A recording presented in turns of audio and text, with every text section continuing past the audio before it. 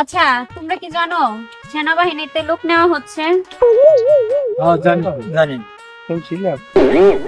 তো যে তোমাদের মধ্যে সবচেয়ে বেশি অলস তাকে একটা সহজ কাজ দেওয়া হবে।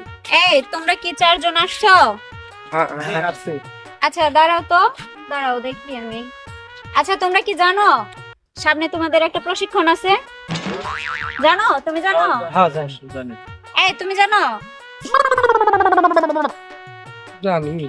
তোমাদের মধ্যে সবচেয়ে অলস কে? হাত তুলো তো দেখি, তাকে আমি সহজ একটা কাজ দিব।